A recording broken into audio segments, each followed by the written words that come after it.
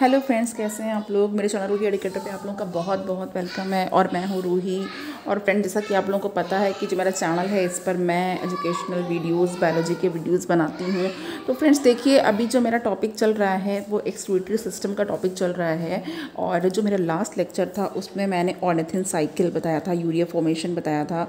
Okay, तो अब मैं ट्यूब्यूलर सिक्रेशन जो है वो उसको आज बताऊँगी। तो यहाँ पर देखिए, सबसे पहले मैं यहाँ पर जो रीअब्जॉर्प्शन इन प्रॉक्सिमल कम्युनिटी ट्यूब्यूल है उसके बारे में बताना चाहती हूँ फ्रेंड। तो जितने भी मेरे सब्सक्राइबर हैं, जितने भी लोग चैनल पे पहली बार आ रहे हैं, वो सब जिनको भी मेरा नॉलेजेबल कंटेंट लगे तो फिर वो उसको लाइक भी करिए प्लीज़, और उसको सब्सक्राइब भी करिए। ओके, तो चलिए स्टार्ट कर देते हैं। तो देखिए यहाँ पे है फ्रेंड्स, रीअब्जॉर्प्शन इन प्रॉक्सिमल कन्वोल्यूटेड ट्यूब्यूल, यानी कि पीसीटी में रीअब्जॉर्प्शन कैसे होता है। तो देखिए, जो पीसीटी होती है फ्रेंड, वो जो है मेजर वहाँ पे रीअब्जॉर्प्शन हो जाता है। ओके, तो वो मेजर सीट है रीअब्जॉर्प्शन की।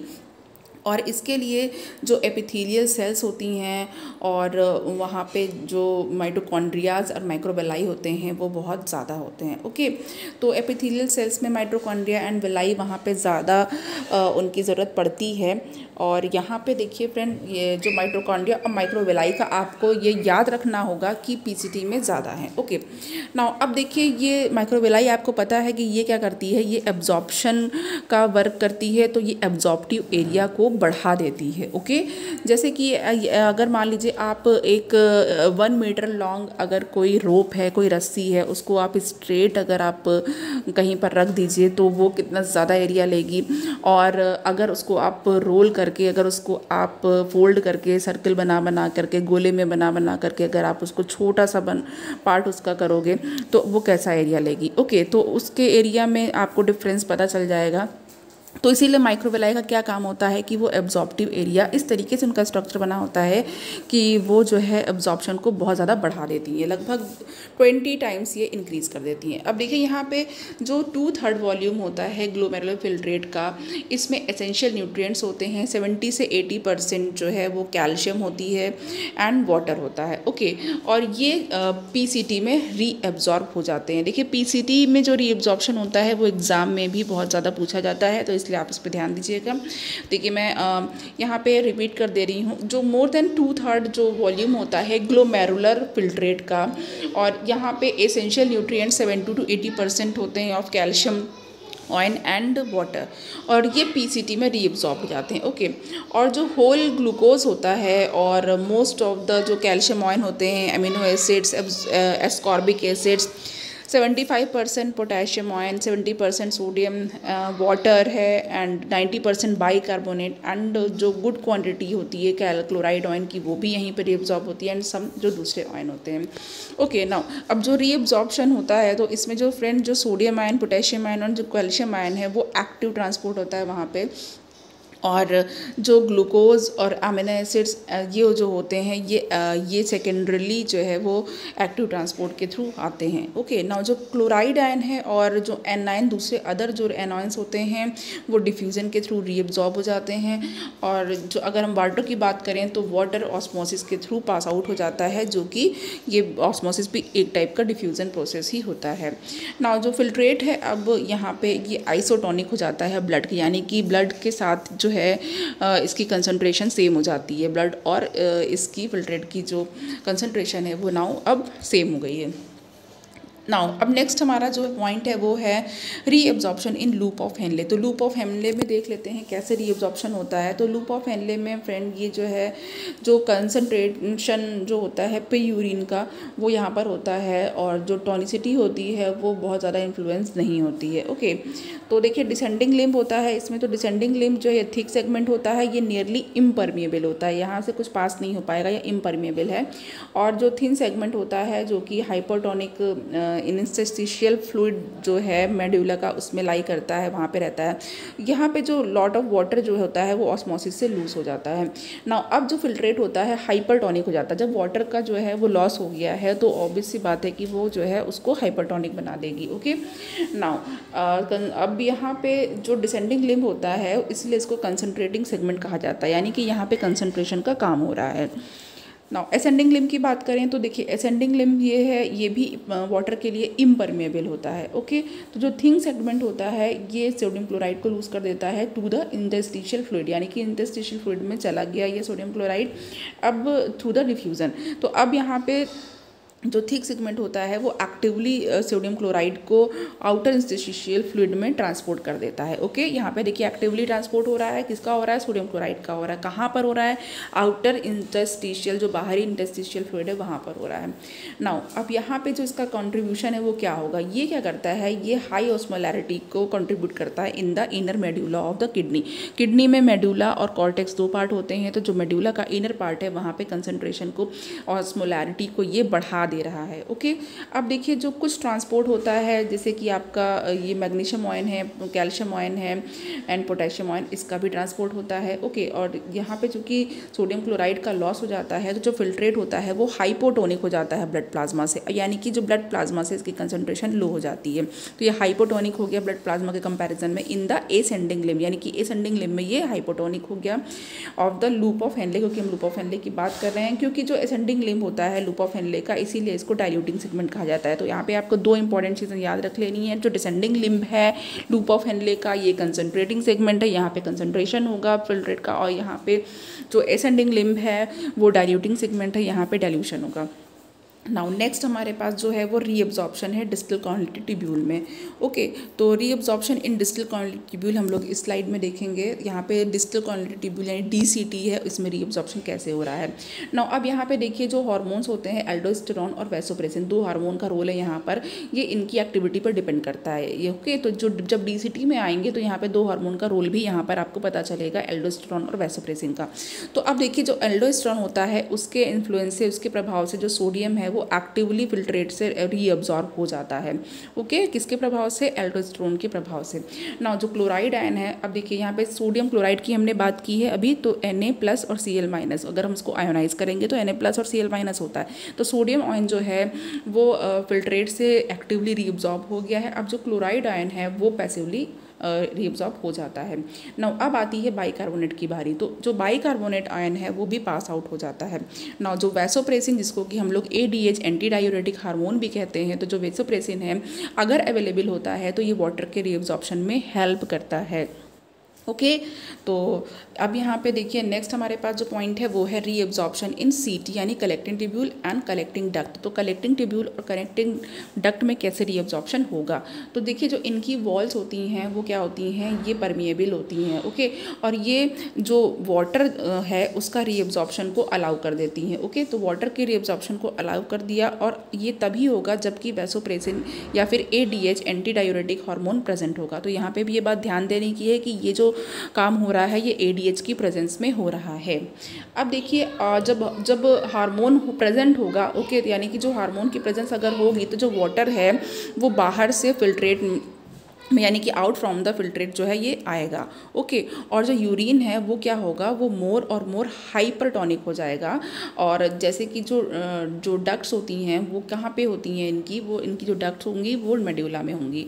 ओके, तो यहाँ पे मैं रिपीट कर दे रही हूँ। देखिए जब हार्मोन का प्रेजेंट होगा तो जो वाटर होगा वो फिल्ट्रेट से, यानी कि जो ग्लोमेरुलर फिल्ट्रेट हम इसकी बात कर रहे हैं, पूरे फिल्ट्रेट को कंसनट्रेट करने की या फिर डाइल्यूट करने की, तो ये जो फिल्ट्रेट है ये क्या होगा, इससे वाटर बाहर आ जाएगा। तो अब जब वाटर बाहर आ गया, पास आउट हो गया, तो ये जो यूरिन होगा वो क्या होगा, वो मोर हाइपरटोनिक हो जाएगा। ओके, अब यहाँ पे हाइपर हो गया, हाइपर मतलब ज़्यादा। ओके, तो हाइपरटोनिक हो गया एज जो डक्ट, जैसे कि जो डक्ट मेड्यूला में जैसे कि डिप रहती हैं उस तरीके से। नाउ अब यहाँ पे देखिए इन दी एब्सेंस, अगर एब्सेंस है हार्मोन का तो जो डाइल्यूट हाइपोटोनिक यूरिन है वो बाहर चला जाता है, ये पास आउट हो जाता है।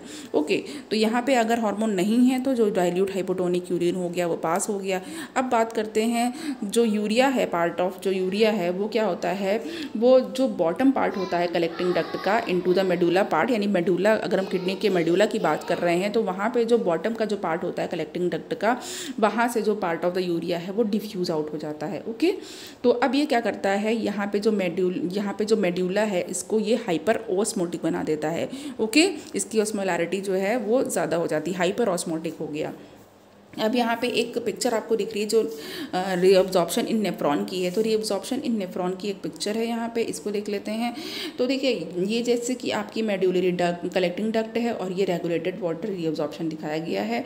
ओके, यहाँ से वाटर का रीअब्जॉर्प्शन रेगुलेट हो रहा है। अब यहाँ पे अगर हम लोग लूप ऑफ हेनले की बात करें तो ये लूप ऑफ हेनले है। तो लूप ऑफ हेनले का ये डिसेंडिंग लिम्ब है, नीचे की तरफ जा रहा है, ये वाटर के लिए परमिएबल है। और ये लूप ऑफ हेनले का एसेंडिंग लिम्ब है, ये वाटर के लिए इम्परमिएबल है।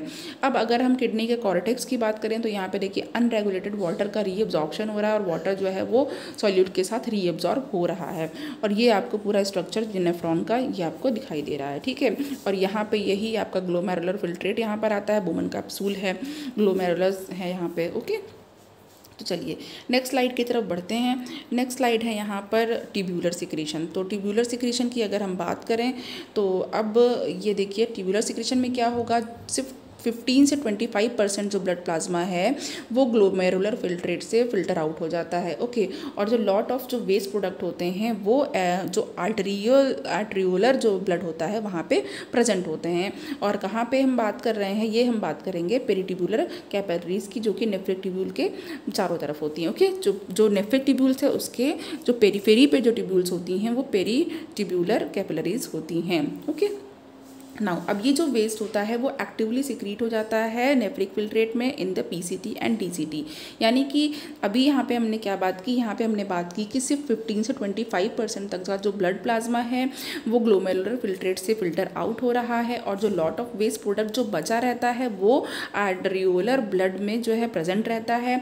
और अब यहाँ पे जो वेस्ट होता है वो एक्टिवली जो है वो नेफ्रिक फिल्ट्रेट में सिक्रीट होता है। ओके, और ये जो नेफ्रिक फिल्ट्रेट है वो कहाँ पे जाएगा, ये पीसीटी एंड डीसीटी में जाएगा। ओके, नाउ अब यहाँ पे जो फिनोमेना है वो एक्टिव सिक्रीशन का हो जाता है। ओके, तो यहाँ पे फ्रेंड जो एक्टिव सिक्रीशन का जो फिनोमेना है, जो घटना हो रही है कि यहाँ पे जो मेटाबॉलिक वेस्ट का पेरीट्यूब्यूलर कैपिलरीज से और जो इंटरस्टिशियल फ्लूइड से जो नेफ्रॉन की ल्यूमेन है वहाँ पर ये जो मेटाबॉलिक वेस्ट आ रहा है, इसका एक्टिव सिक्रीशन जो हो रहा है यही कहलाता है ट्यूब्यूलर सिक्रीशन। ओके, तो यहाँ पे देखिए जो ट्यूब्यूलर सिक्रीशन है ये आपको पता चल गया कि जो मेटाबॉलिक वेस्ट है ओके वो पेरीट्यूब्यूलर कैपिलरीज से और इंटरस्टिशियल फ्लूइड से जो है वो नेफ्रॉन की ल्यूमेन में आ रहा है और ये एक्टिव सिक्रीशन होता है। ओके, और इसे ही ट्यूब्यूलर सिक्रीशन कहा जाता है।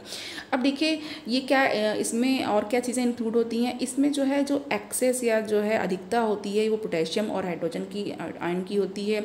और कुछ वेस्ट होते हैं जैसे कि आपका प्यूरिक एसिड है, क्रिएटिनिन है, ड्रग्स हैं एंड पिगमेंट्स एंड टॉक्सिन्स है। ओके, नाउ और ये जो है केवल इकलौता मोड है, ओनली मोड ऑफ एक्सक्रीशन है एनिमल्स में। ओके, और इसमें कोई भी ग्लोमेरुली जो है वो नहीं होती है। और यहाँ पे जो एग्जांपल है desert amphibians and marine fishes. Okay, तो अब यहाँ पे देखिए एक चीज़ आपको और पता चल गई कि जो मरीन फिशेस हैं और डेजर्ट एम्फीबियंस हैं इसमें क्या होता है, ग्लोमेरुली नहीं होती है। ठीक है, उसमें ये यहाँ पे ट्यूब्यूलर सिक्रीशन का पार्ट होता है। तो यानी कि ये जो पूरा सिक्रीशन की बात की गई है ये जो एनिमल्स जिसमें कि ग्लोमेरुली नहीं होगी उनमें है। ओके, नाउ अब यहाँ पे देखिए एक पिक्चर आपको दिखाई देगी, इसकी बात हम लोग कर लेते हैं। देखिए यहाँ पे filtration, reabsorption and secretion in various part of the nephron है। ओके, तो देख लीजिए, ये देखिए फ्रेंड यहाँ पे इनर मेड्यूला है। ओके, ये आउटर मेड्यूला है। ओके, एंड यहाँ पे okay outer medulla and cortex ये हो गया, ये कलेक्टिंग डक्ट है, ये कलेक्ट कर लेगी फिल्ट्रेट को। ओके, अब यहाँ पे देखिए एरो आप देख रहे हैं, तो एरो जो है कुछ एरो जो है वो आउटसाइड द ट्यूब्यूल जा रहे हैं, कुछ एरो जो है इनसाइड द ट्यूब्यूल जा रहे हैं। तो सबसे पहले यहाँ पे बोमन कैप्सूल है, ये आपने देख ही लिया। यहाँ पे डिसेंडिंग लिम्ब है of the loop of Henle का, और यहाँ पे आपका यू शेप का हेयर पिन शेप का आपका स्ट्रक्चर है लूप ऑफ हेनले का। एंड थिन सेगमेंट है ascending limb and thick segment है ऑफ असेंडिंग लिम्ब। तो देखिए यहाँ पे इस एरिया में आप देख रहे हैं कि वाटर क्या हो रहा है, आउटसाइड जा रहा है, और यहाँ पे इस एरिया में सोडियम क्लोराइड आउटसाइड जा रहा है। ओके, और बाहर की तरफ इसका सिक्रीशन हो रहा है। एंड यहाँ पे देखिए सोडियम क्लोराइड आउटसाइड है, और यूरिया का यहाँ पे इस लिम्ब से क्या हो रहा है, रीअब्जॉर्प्शन हो रहा है। और यहाँ पे भी देखिए हाइड्रोजन आयन एंड अमोनिया का रीअब्जॉर्प्शन हो रहा है, और ये बाइकार्बोनेट एंड वाटर और ये पोटेशियम, ये सारे कहाँ हो रहे हैं, ये सारे आउटसाइड द। और जो न्यूट्रिएंट्स हैं ये सारे पीसीटी, यहाँ पे प्रॉक्सिमल ट्यूब्यूल है, इसकी बात हो रही है, और यहाँ पे डीसीटी की बात हो रही है। और यहाँ पे भी आप एरो से समझ जाएंगे जाएंगे ईजिली कि ये पोटेशियम आयन है, हाइड्रोजन आयन है, ये इनसाइड है और ये सोडियम क्लोराइड है, water and bicarbonate and outside है। ओके, और जो इसका प्रोसेस है पूरा समझा ही चुके हैं कि किसका किस लिम्ब में, किस थिन सेगमेंट में क्या होगा एंड थिक सेगमेंट में क्या होगा, किसका रीअब्जॉर्प्शन हो रहा है, किसका रीअब्जॉर्प्शन नहीं हो रहा है। अब देखिए एग्जाम पॉइंट ऑफ व्यू से मैं आपको बता दूं कि जो इनके रीअब्जॉर्प्शन पीसीटी में कैसा हो रहा है, डीसीटी में क्या हो रहा है, सोडियम क्लोराइड का कहाँ पर हो रहा है, वाटर का कहाँ पर हो रहा है। ओके, ये आपको याद रखना है क्योंकि ये एग्ज़ाम में पूछा जाता है। ओके, तो यहाँ पर देखिए आपको ये जो इन्फॉर्मेशन आज मिली है ये आपके लिए बहुत यूज़फुल है friend. Exam point of view से आपको बहुत ज़्यादा, और आपको उतना ही पढ़ना है कि जो है जितनी आपके एग्ज़ाम के लिए इम्पॉर्टेंट है, क्योंकि आप पढ़ाई तो ग्रेजुएशन में भी करते चले आए हैं, आपने पोस्ट ग्रेजुएशन भी किया है तो भी आपने बहुत पढ़ा है, लेकिन फिर भी एग्ज़ाम में सिलेक्शन सबका क्यों नहीं हो पाता है ये भी आपको पता है। सबका सिलेक्शन नहीं होता है, सिलेक्शन उन्हीं लोगों का होता है जो सेलेक्टेड स्टडी और स्मार्ट स्टडी करते हैं, जिनको अच्छा कंटेंट मिल पाता है बाय चांस। ओके, और जो प्लानिंग के तहत काम करते हैं। तो चलिए फ्रेंड, यहाँ पर आज मैं ये लेक्चर को एंड करती हूँ। और फ्रेंड आप मेरे चैनल को प्लीज़ सब्सक्राइब करिएगा, मोटिवेशन दीजिएगा, और जो मेरा पेज है FB का उसको भी फॉलो करिए, और जो ग्रुप है उससे भी जुड़ जाइए। ठीक है, थैंक यू सो मच।